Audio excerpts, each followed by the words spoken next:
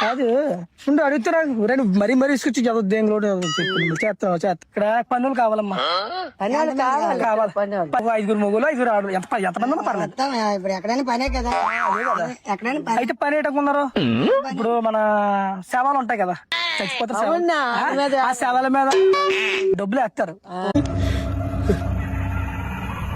ఏంటి మమ్మీ ఎవడు? అవి మనం ఏరుకోవాలి. జల్లుతారా ఆ జల్లుని మనం వీళ్ళకి ఏరుకోవడమే. ఇప్పుడు జల్లుతారా వీళ్ళకి ఏరుకోవడమే. సెలెక్ట్ అయిపోయింది. అయితే ఆ డబ్బులు ఏం చేయాలంటే సార్ కప్ చెప్తా. డబ్బులు రూపాయితో చారు కప్ప సరిపోయారు ఇద్దరు. పనికి సార్ మీరు చేయగలరా లేదని ఇవి చేస్తుంది. మరి మీరు చేస్తాం. మరి 15,000 చేస్తాం. 15,000 చేస్తాం. అంటే బొంబాయి ఢిల్లీ ఒక్కొక్క రోజు ఒక రోజు చచ్చిపోతే ఎక్కడ చచ్చిపోతే మనకు తెలియదు కదా. ఎక్కడ చచ్చిపోతే అక్కడికి వెళ్ళాలా, ఎక్కడ చచ్చిపోతే అక్కడికి వెళ్ళాలా.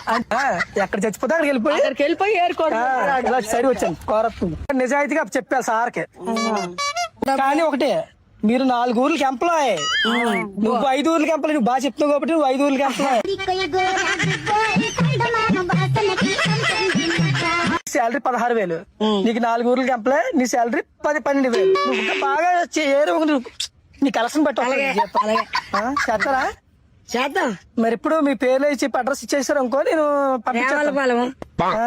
బిల్డింగ్ పిల్లి అప్పలకోట అమ్మా.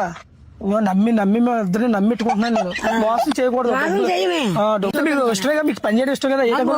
శవాల మీద డబ్బులు ఏరుకోవాలి. మంచిదానివే. ఇప్పుడు భయం బియ్యం పడకంటే మనం ఏరుకొని ఆ సార్ గొప్ప చెప్పాలి.